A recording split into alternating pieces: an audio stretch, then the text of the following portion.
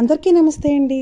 ముందుగా అందరికీ శ్రావణ మాస శుభాకాంక్షలతో పాటు వరలక్ష్మి వ్రతంలోని అంతరార్థం గురించి తెలుసుకుందామని ఈ వీడియో చేస్తున్నానండి. మా ఇంట్లో వరలక్ష్మి వ్రతం రోజున ఈ విధంగా అమ్మవారిని బుజ్జి అమ్మవారుగా బాల రూపంలో మేము అలంకరించుకున్నాము. మా అమ్మగారు చక్కగా తయారు చేస్తున్నారు. మీరు ఆ వీడియో చూస్తూ వరలక్ష్మీదేవి గురించి సంబంధించిన ఒక పురాణ కథనాలు తెలుసుకుందాం. ఈ అనంత విశ్వాన్ని లక్షించేది లక్ష్మీదేవి. అందరూ లక్షించేది లక్ష్మీదేవిని. లక్షించడం అంటే చూడటం అని అర్థం. అందరినీ తన కరుణామృతపూర్ణమైన చలువ చూపులతో కనిపెట్టుకొని గమనించి పాలించే శక్తి అని భావార్థం. కనులు తెరవడాన్ని సృష్టిగా, రెంటి నడుమ ఉన్నది స్థితిగా భావించవచ్చు. పరమేశ్వర శక్తిచే జరిగే సృష్టి స్థితి లయలే ఈ క్షణ శక్తిగా వేద ఋషులు అభివర్ణించారు. సర్వ సాక్షి అయిన ఈ భగవద్దర్శన శక్తిని లక్ష్మిగా ఉపాసించడం వలన మనకు సర్వ శక్తులు లభిస్తాయని, అమ్మవారి యొక్క కృప మనపై ఎప్పుడూ ఉంటుందని భావించాలి. అయితే అందరూ ఆనందాన్ని, ఐశ్వర్యాన్ని, జ్ఞానాన్ని లక్ష్యంగా పెట్టుకునే జీవిస్తారు. లక్ష్మీదేవిని ఉపాసించడం లక్ష్మీ ఆరాధనలోని ప్రత్యేకత ఏమిటి అంటే, ఇలా అందరికీ లక్ష్యమైన జ్ఞాన, ఆనంద, ఐశ్వర్యాల సాకార రూపమే లక్ష్మి. ఈ దివ్య భావాన్ని సగుణంగా, లీలారూపంగా పురాణాలు వ్యక్తీకరించాయి. భృగు ప్రజాపతి ఖ్యాతి దంపతులకు పరాశక్తి మహాలక్ష్మిగా ఆవిర్భవించింది. జ్యోతిషపరంగా దర్శిస్తే గనక భృగు ప్రజాపతికి ప్రధానమైన రోజు శుక్రవారం కనుక మనము ఆ వారాన్ని భృగువారం అని వ్యవహరిస్తాము. సంకల్పం చెప్పుకున్నప్పుడు మీకు వారం చెప్పాలి అన్న ప్రత్యేకతలో భృగువారం అని మనం చదువుకుంటాం. భృగుపుత్రికగా లక్ష్మీదేవికి భార్గవి అని దివ్యనామం సమకూరింది. పర్వతరాజపుత్రి పార్వతిలాగా భృగుపుత్రిక భార్గవి అయింది. ఈ లక్ష్మిని నారాయణుడికిచ్చి వివాహం చేశాడు భృగు మహర్షి.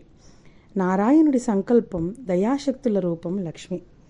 విష్ణు వక్షస్థలాయలే విష్ణు వక్షస్థలాయతే విష్ణుపత్ని నమస్తుభ్యం అంటూ ఆ విష్ణు వక్షస్థలంలో కొలువై ఉన్న అమ్మను ఆయా లోకాల్లో వివిధ రకాల లక్ష్ములుగా, 6 ఐశ్వర్య రూపాలుగా వివిధ నామాలతో పేర్కొంటారు.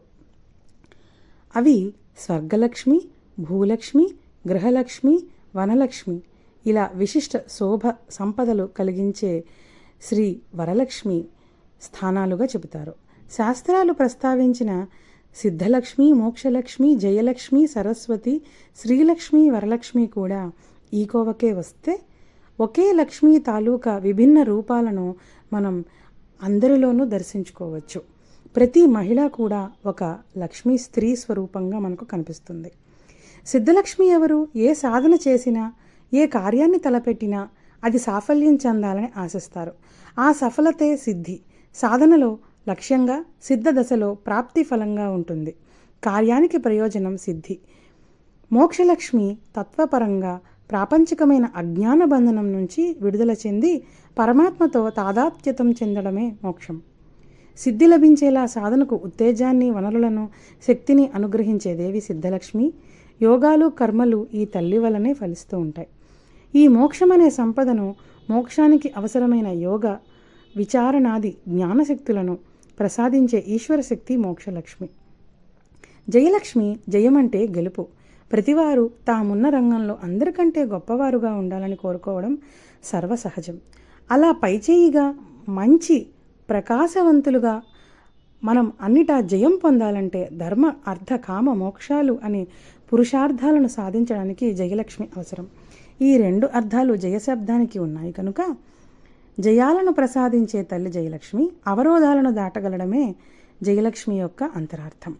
సరస్వతి, జ్ఞానరూపమైన సంపద లక్ష్మీ సరస్వతి. విద్యాలక్ష్మిగా ప్రసిద్ధి చెందిన దేవత. ఐహిక జీవన జ్ఞానానికి పనికి వచ్చే అనేక విద్యలు, సూక్ష్మమైన యజ్ఞ విద్యలు ఈ సరస్వతి అపార విద్యల రూపాలు. ఆత్మజ్ఞానాన్ని అందించే బ్రహ్మ విద్య పరావిద్య స్వరూపము. ఈ విద్యల రూపంలో ఉన్న జ్ఞాన విజ్ఞాన రూప ఐశ్వర్యమే శ్రీ విద్యాలక్ష్మి. శ్రీలక్ష్మి శ్రేష్టతత్వాన్ని, శోభని సూచించే శబ్దం కనుక శ్రీ అనే పేరు వేద విద్యకు తప్పక కరతలామలకమవుతుంది. అన్ని లోకాల్లోని గొప్పతనాలు శ్రీ అనే పదంతోనే మొదలవుతాయి.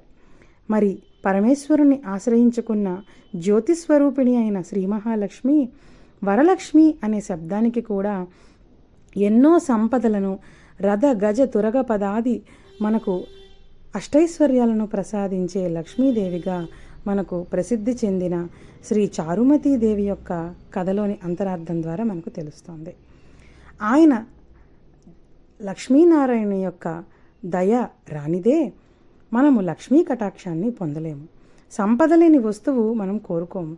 కాబట్టి ప్రతి వస్తువు ద్వారా మనకు సంపదను ప్రసాదించే, సంపద అంటే ఆరోగ్యం, ఐశ్వర్యం, ఆనందం, సంతానం, విద్య, ధన, ఆహారం, వస్త్రం అన్నీ వస్తాయి. కనుక మనకు వరలక్ష్మీదేవిని కోరుకునేటప్పుడు గజలక్ష్మీదేవి అలంకారంలో ఈ విధంగా ఈ వీడియోలో మీరు చూస్తున్న విధంగా గనక మనం పూజిస్తే గజలక్ష్మీదేవి శక్తి స్వరూపిణి. ఈ గజలక్ష్మీదేవి వలన స్త్రీలో లక్ష్మీ కళ ఉట్టిపడుతూ ఉంటుంది.